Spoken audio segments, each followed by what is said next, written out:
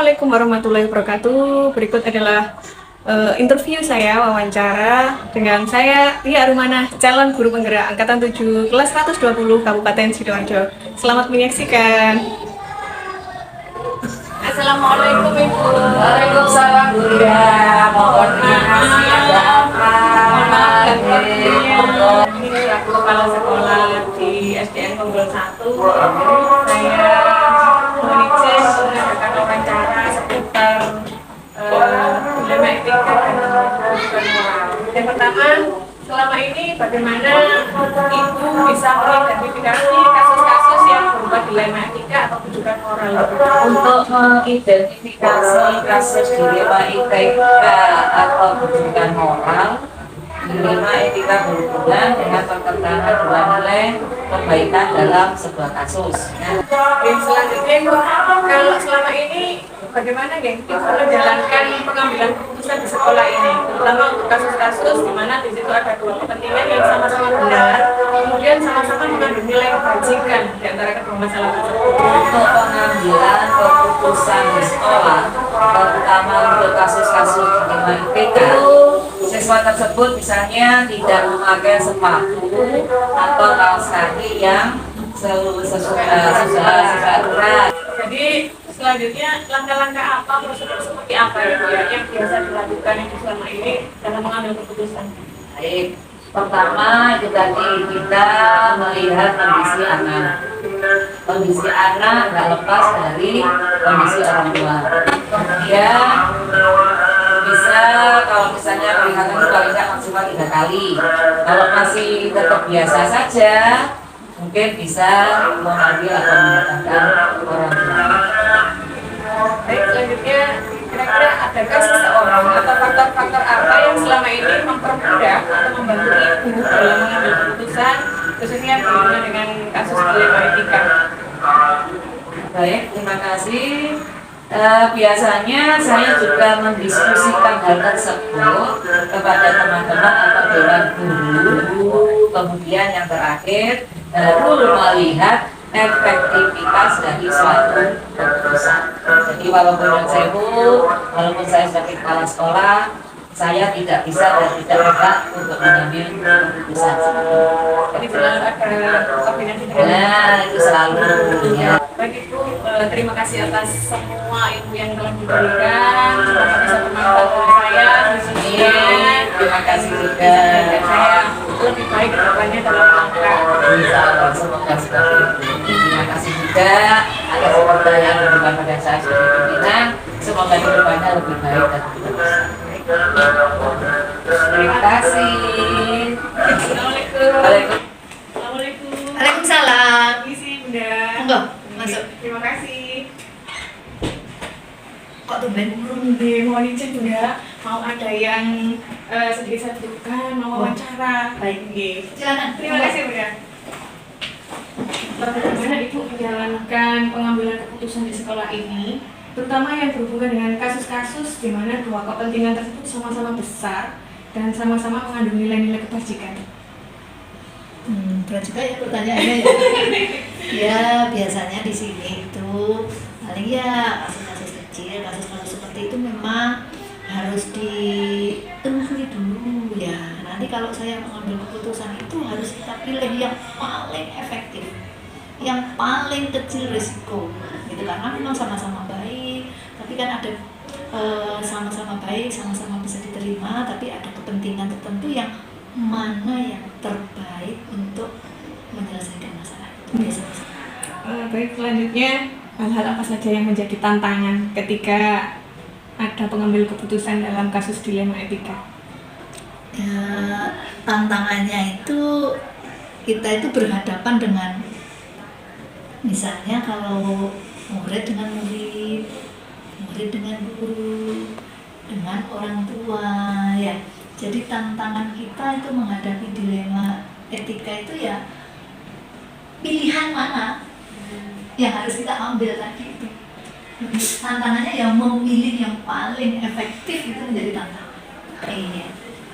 Adakah seseorang atau faktor-faktor apa yang selama ini bisa membantu Bunda dalam pengambilan keputusan kasus-kasus dilema etika? selaku kepala sekolah harus ada, tidak boleh diktator.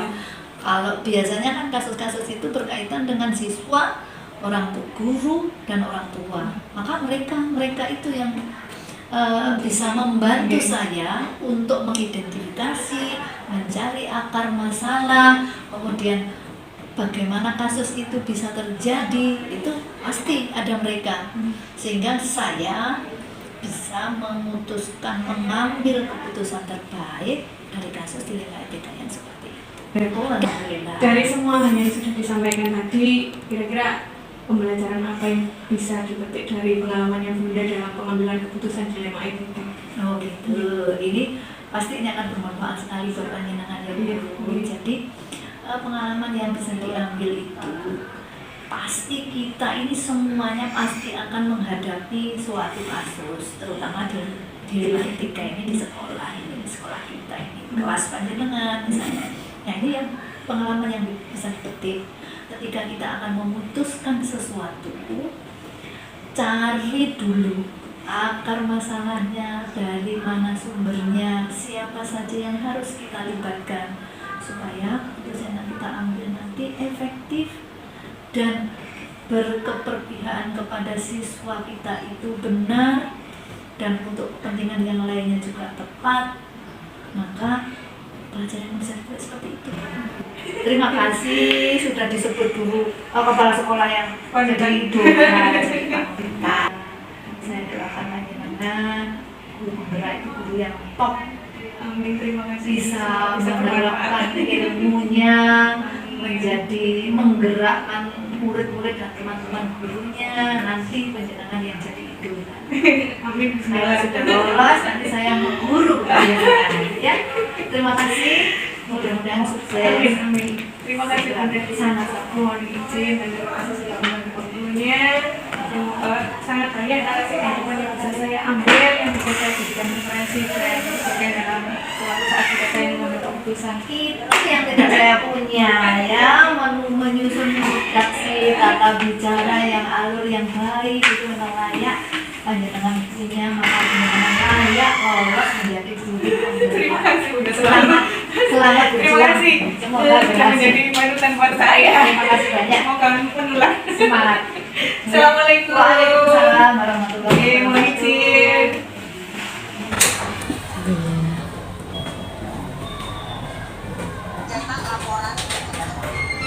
Assalamualaikum. Mohon maaf.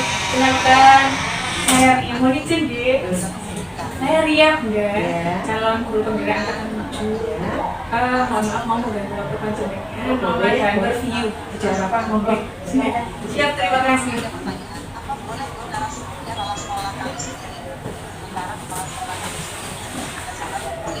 Jadi ada keberpihakan pada murid nggih keputusan tersebut. Iya, karena yang dilakukan memang salah. Itu jadi menyalahi aturan, kan harus memberikan pelayanan ke siswa dengan baik. Ya. Makanya ada asesmen diagnostik. Kan tahu jadi anak-anak yang membutuhkan pelayanan ini kan seperti itu. Kalau ada penanganan seperti itu ya sangat besar. Iya.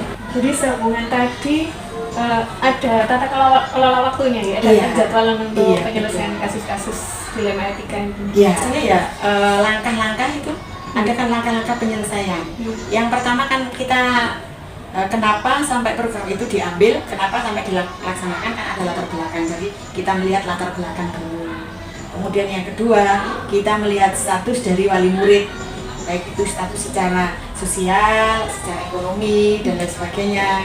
Kemudian informasi. iya, kemudian masukan dari Bapak Ibu guru, masukan dari wali murid, masukan dari komite, nah, seperti itu. Jadi kita bersosialisasi dulu dengan seluruh stakeholder yang ada.